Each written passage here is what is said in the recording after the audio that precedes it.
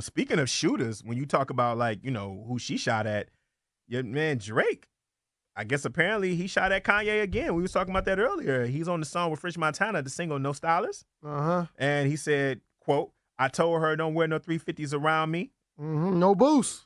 Unquote. That's like a reference to Ye's Yeezys, the Adidas, He is a Jordan guy, by the way. Okay, so he can be dissing Adidas, right?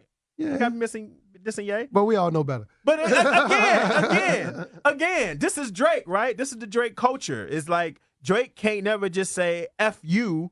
He has to say F your blue shirt, and you have to be wearing the blue shirt on Tuesday. Like this is Drake, right? Like we gotta come to accept play Drake. on words. Yeah, we gotta accept Drake for who he is on that. Listen, I'm not a fan of it because I think after a certain time, it's like I'm tired of it. I don't mind it every once in a while.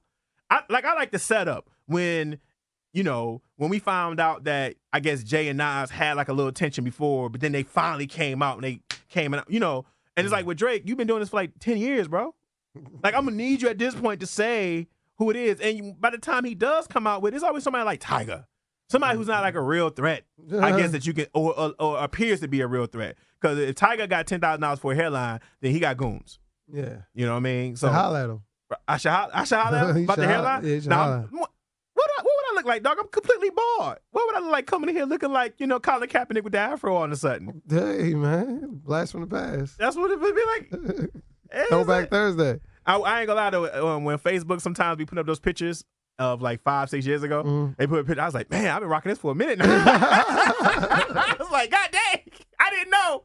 I didn't realize it's been that long. I was like, it was like 5 years ago. I was like, damn, I'm rocking this for like 5+. Okay, all right, let's get to that point, right? I'm on the other side, baby. But that's because I dove in early. I wasn't gonna be someone who was gonna walk around looking like a reject. We're gonna force it, right? But my whole thing with Drake is that this is who Drake is. It's just what he does. And, I don't know and Kanye has already said he's not going to respond on wax. That's not who he is.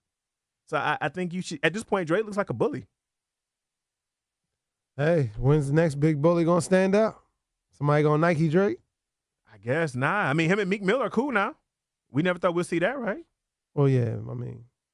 They had an issue. They didn't have a real issue in the first place, would you say? Like a real issue. I mean, he was upset that Drake didn't promote his album. That's supposed to be his man. Is that like a real beef issue? Wasn't a real beef issue, but it's good that they're cool now. I like the fact that Drake wrote this elaborate kind of like detailed essay of why him and Drake are cool, why him and Meek Mill are cool, and it's good to get off his chest, and how much love he got for him and all that stuff. And you go to Meek Mill page, he was like, yeah, this is good.